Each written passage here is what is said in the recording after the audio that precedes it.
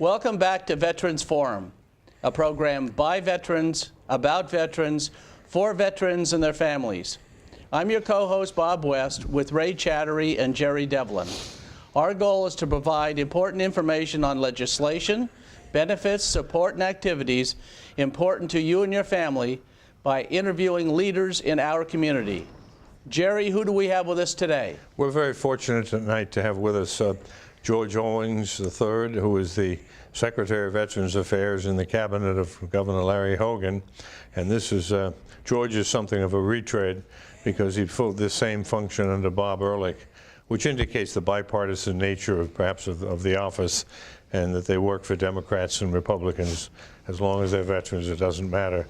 George was a majority whip in the House as a Democratic whip in the House, and has worked for two Republican governors, and has run the office in a splendidly nonpartisan way. Never has partisanship appeared anywhere in the department under George's leadership. George has deep roots in Southern Maryland, and he grew up in Calvert County, a graduate of Calvert High School, and then the Calvert County Junior College in Prince Frederick, and the University of Maryland. He's a decorated Marine, served in the Marine Corps for 4 years, and served in Vietnam and received a number of citations, and probably the best friend the veterans ever had, and we're really happy to have George with us tonight. Welcome, Secretary Owings. Thank you, Jerry. That was very kind of you to introduce me that way. I think I'm going to just leave now, if it's okay. It doesn't get any better. Well, actually, we have a balanced panel tonight because now we have 3 former Marines and an Air Force guy. So I think it's kind of even right now. Well, if you had enlisted in the service, you could have joined with us. Well, we don't want to go into why I'm not a Marine. We'd have a fire team then. Right. Yeah. Well, gee, I don't think we have a fire team in the Air Force, but that's all right. But actually, to be fair, Bob is a retired colonel in the Air Force, so he's got us outranked. Yeah. When we go off the air, he makes us walk one step behind him, like Prince Philip. Well, humor in uniform. Yeah, I guess so. Let's start with what's happening now in the with Bob. Thank you very much, and I hope I can get through this. I'm coming down with a little bit of a cold. We're concluding the first term of Governor Hogan's, what will, I'm sure, be a second term in front of us, but we've accomplished a great deal in these past 4 years. We've, and I was just going to run down some of the numbers, but we've done over 4,130 claims this year out of the Services and Benefits Program, and what that amounts to in dollars and cents is about $23 million brought in through compensation, pension, and compensation non-tax money from the VA to the veterans themselves. We deal with about 4,100 claims a year and have a pretty good closure rate. This year was about an 88% approval rating of those that came to us looking for our assistance. And so we're very proud of that. In fact, I'm proud of the entire department, and I often say that we have, and not just because it's the department that I head up currently, but it's the hardest working group of people, I believe, in state government. And why do I say that? Well, if you take the Outreach and Advocacy Program, it's run by 2 people, Dana Hendrickson, and not unknown to many people in government is Denise Noe, who worked 30 years with Senator Mikulski. The 2 of them did over 362 events last year, calendar year. My opening comment always when introducing them is, well, what did you do with the remaining days of the year? If you did 362, where's the rest of the year? Mm-hmm. They are out weekends, nights. I mean, you're going to find them at Fort Meade. You're going to find them in any and everywhere where there's a job market, where there's a stand down, where there is something veteran-centric. The 2 of them, at least one of them, will be there offering up our table and our wares to veterans as they pass by at all the conventions in Ocean City. So they're just there all the time. The Charlotte Hall Veterans Home, and this is very, very interesting to me, that of the 158, I believe, veterans homes in the nation, Sharon Murphy, our director, was elected as the national president. She just concluded her year of office this past September.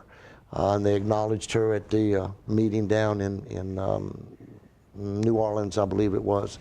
So she actually was the head coming out of Maryland and our veteran home, which is one of the larger in the nation anyway, 454 beds. We have a occupancy rate of about 404, which is just pretty good numbers when you look at it. We are in search of and still trying to get, at least on this watch, a second veterans home.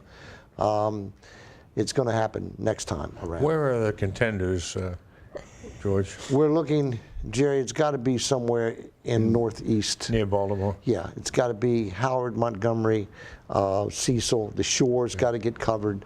So it's got to be somewhere in that area. We looked at Western Maryland, but there's just not the population out there. Support it. And then it's a wonderful thing for Southern Maryland, and it's pretty well filled. Yes. But it really doesn't serve the rest of the state as well as it serves us. No, it doesn't. And in fact, when you look at the Eastern Shore, they are all but left out because the traveling time to and from for visitation purposes is almost non-existent. It's worse than Charlotte Home. Same with Yes. Western Maryland. Yes. It's unfortunate, but we just did an event, and I let the people know that, you know, if you get a chance, stop down at Charlotte Hall and just say hi to some of these guys, because you're going to be the only friendly face they see. Well, a number of veterans in Western Maryland, they get their care and treatment from Parkersburg, West Virginia. You know, Martinsburg, yeah. what? Martinsburg. I'm Martinsburg, sorry. right. Martinsburg. That's a good facility out there, Yes. too. But anyway, we pride ourselves on that home, and in fact, the healthcare system, the American Healthcare Association gives out awards every year to not just veterans homes, but all nursing homes across the country. There were 191 awards given this past year. We got a silver award. Now that speaks volumes as to who we are down there. And Sharon and her crowd they work wonders. The cemetery program and the memorial program is still the busiest in the country. We operate 5 cemeteries, and in the past 4 years, we've probably laid to rest 12,000 veterans and/or their dependents. And again, we do it with a very streamlined crew, and they're hardworking individuals to the man and woman. We have some women who work for us there as well. The trust fund, as I said, is viable. We've got about $160,000, so any of your viewers that are in the need, veterans, families, it's a one-time shot, but we can cover everything except taxes and your gambling debts. Other than that, we can catch you up on your mortgage, we can catch you up on your rent, fix your car, heat, air conditioning, food, child care, you name it, and we can take care of it for you. Is one that a time. checkoff? Did that bill pass the checkoff? No. And why, I don't know. Is it going to be on again and again? Excuse me. Yes, it's going to be sponsored again. I'm trying to think of who the sponsor is going to be this time around. Yeah, for our viewers, that's a bill that allows you to check off on your state income tax a contribution out of your taxes to, trust fund. I guess in addition to your taxes, to the Veterans Administration.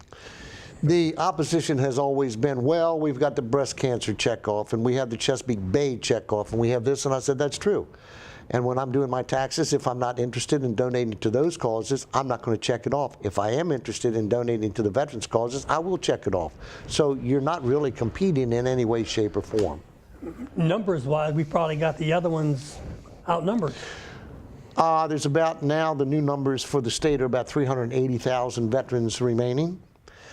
We reach now, Denise has brought that number up to about 92,000 every 2 weeks. That's what our distribution list is now, electronically speaking, and there's a multiplier in there because they share it with family members and other people. So we know we're reaching well over 100,000 veterans every 2 weeks in the newsletter. And if I can leave anything to the viewers here that are not signed up, it's veterans.maryland.gov. It's very simple, and there's a wealth of information there. Yeah, not to pat ourselves in the back, but our cemetery program and our veterans' homes really are something that other states are hard put to imitate.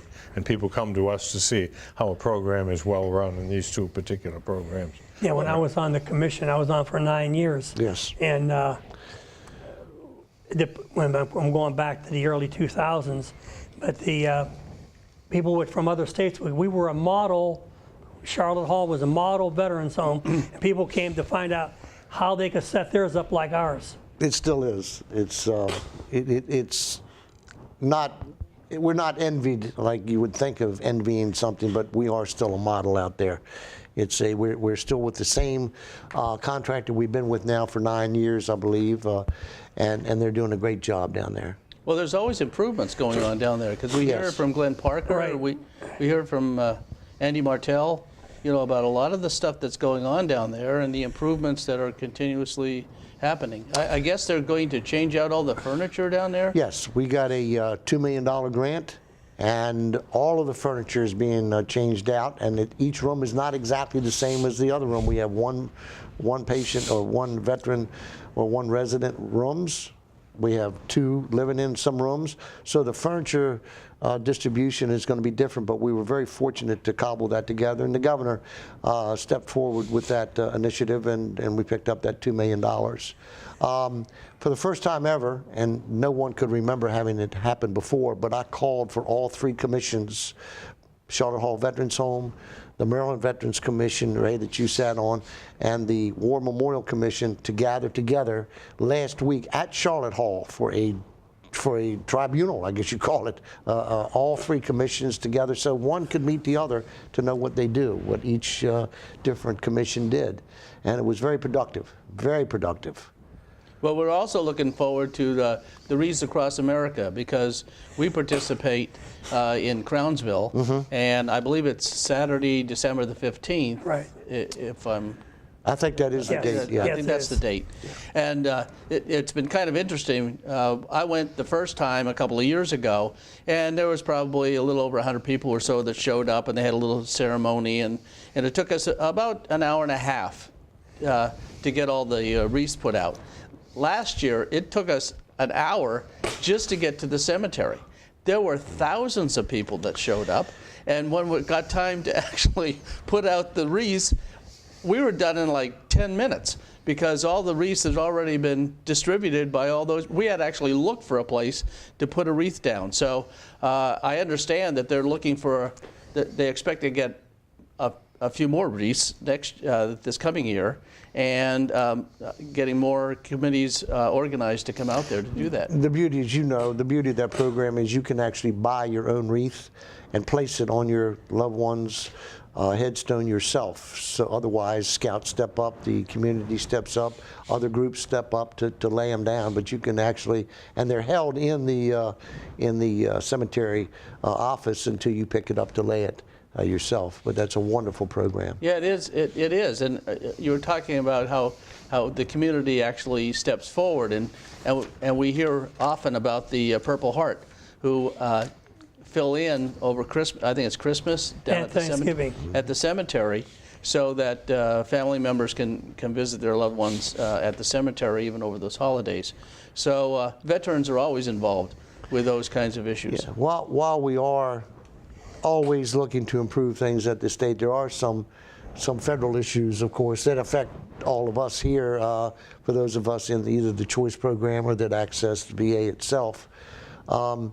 The wait times are down considerably now, and it's a marked improvement over what has been. Unfortunately, every time you turn around, the president has put yet another new face as the secretary. I mean, in 4 years, we've been through 4 already, and I think we're on our 5th right now.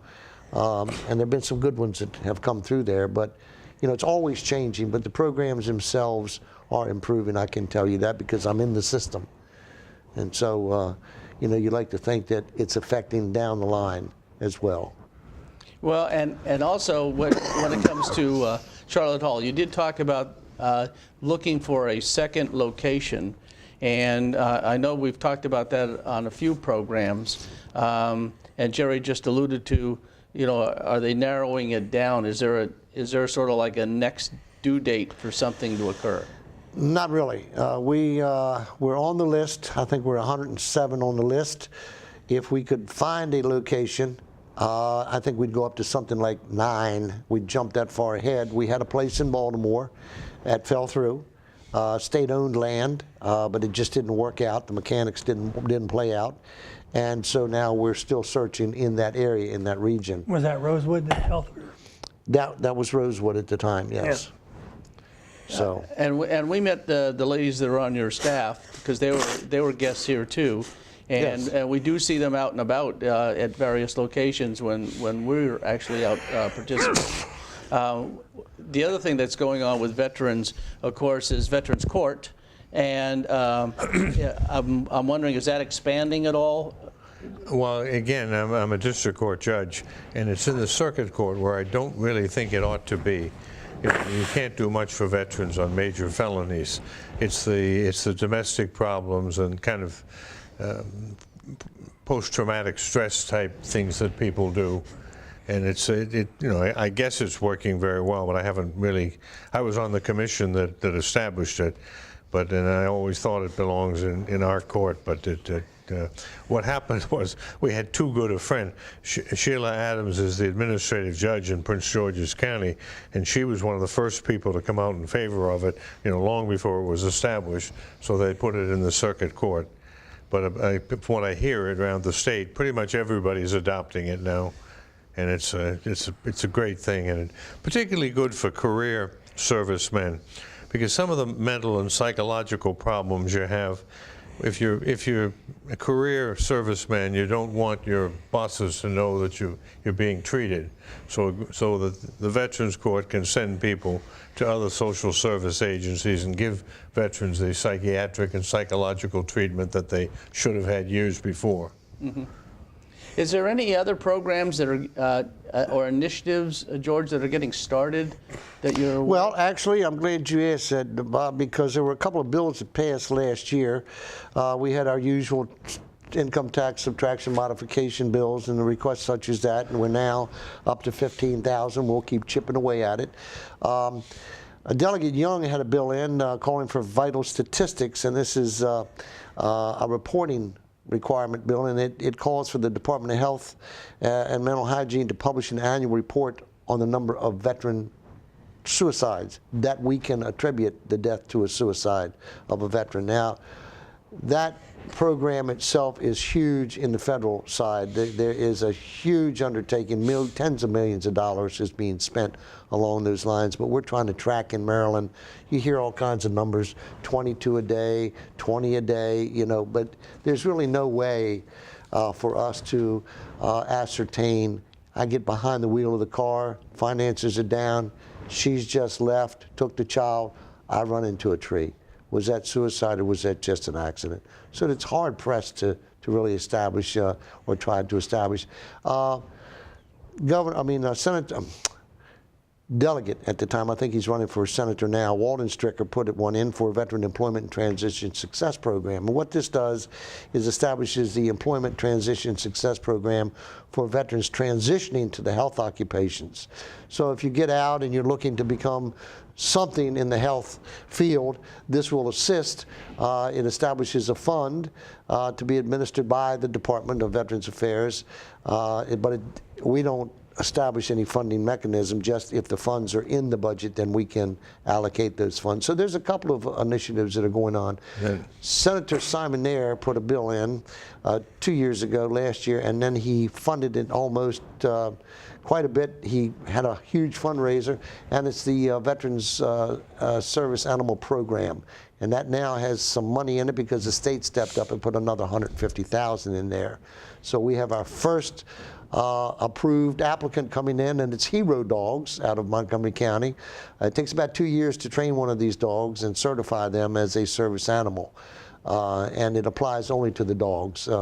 VA recognizes only dogs as service animals, not peacocks, not turtles, not some of these other things. Those are support animals. They're not service animals. Mm-hmm. So those are two initiatives that are going to go a long way to assist the veterans out here, I believe. And Senator Peters told me the other day that he's going to reintroduce the bill to increase the percentage of military retirement that's exempt from state taxation. Yeah, that was his bill. Last year, you know, after years, the bill has been passing the Senate 47-0, and then goes into the graveyard in the House Ways and Means Committee.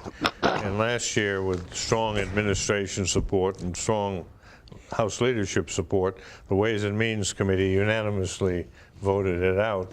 I always say that sometimes wonderful things happen in election years, and the history of that bill would be a good thing if we had elections about every 3 months.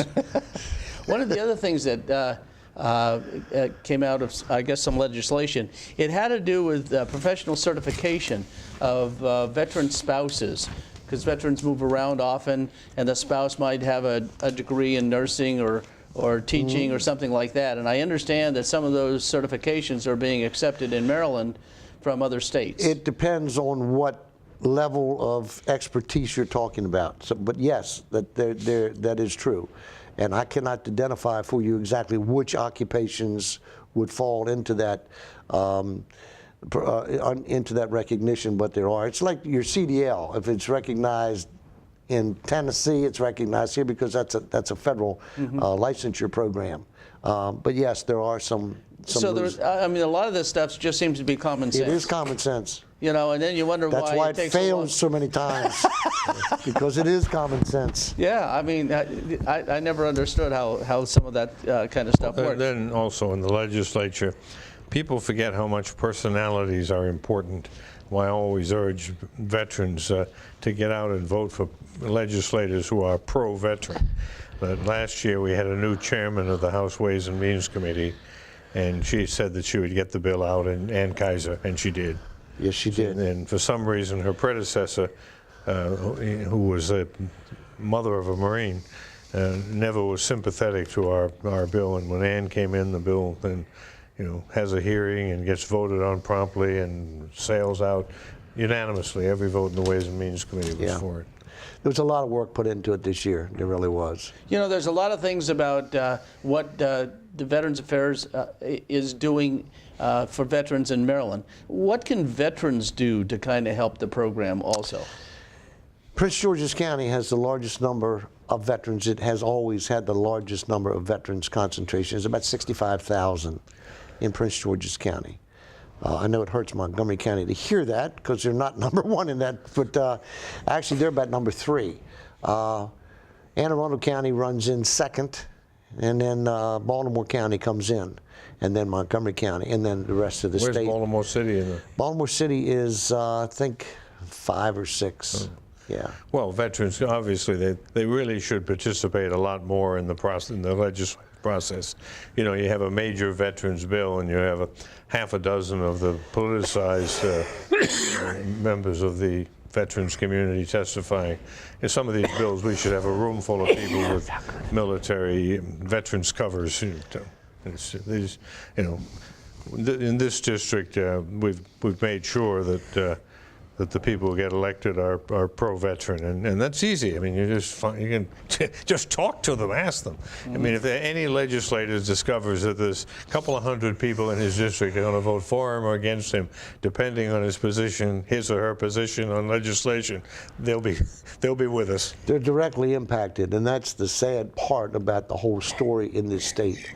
With 380,000 veterans and or their families, that's a multiplier of at least 2. Now, for example, in my family, I've got my son behind me.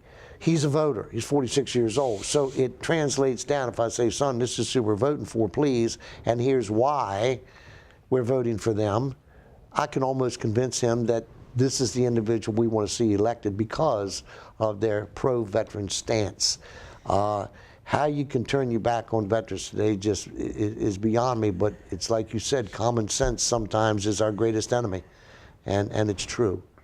I think we have a new chairman of the Veterans Caucus in the Senate, don't we? I think Doug is stepping aside. I think it's Will Smith. Will Smith, that's coming right, in, yeah. and C.J. Wilson in the C.T. House. Wilson is still in the House. Yeah. Never before. Well, you were there. I mean, we had the dinner every year with Cade and you and me and a few others. That was the Marine dinner, but John Astle, Jack Cade. Yeah, Jack Cade. But the caucus today is larger than it has ever been in the history of state government. There's never been a legislative caucus this size. Of course, Astor was still Vietnam, and then it came on down through. Well, they also allow non-veterans to join, Now which is they good. do, yeah. See, when I was in the legislature, 75% of the male legislators were veterans. Yeah. And we're thinking about having a joint Veterans Committee. Right, having a legislative that we're going to try to get Senator Peters to get us a Monday night sometime either early or middle of March. Well, I talked to him about that, and we may do it earlier, because we want to get the veterans down before the bills are voted on. Oh, yeah. And there's another, and it's unfortunate that I even have to say this, but my county does not have a Veterans Commission. More and more counties are coming up with their own Veterans Commission. Montgomery County has a very viable, very active Veterans Commission out there. Anne Arundel County's just established one. You all have one. Right. So there are counties that really put a lot of emphasis on the service of their veterans and the veteran community, and others just kind of, you know, it's okay, you know, there's no need right now here. And the reason is that there's not that many veterans living in these different jurisdictions. But the big ones have these commissions, and they're helpful. Well, you know, I mean, the big thing is just getting the word out about these programs and benefits and support systems, and we try to do that all the time. And it's been helpful with the DAV, with the service officer program. Right. You don't need an appointment. You can come there on Monday nights from 6 to 9. 6 to 9, and that's a great deal of help. And we tell people this is where you can go. Well, the sign that Peter's got 7 helps too. Right. I mean, that definitely it's lit at night. It's there. A lot of people never even knew it was there. Right. Well, that's true. That was one of the problems we had at Bowie Fest, was people had no idea where we were. Yeah, right. Exactly. So, well, in fact, you're one of the few chapters that has a home post like that. Anyway. We're the only one in DAV, Maryland. In Maryland, There's only about 4 or 5 on the East Coast.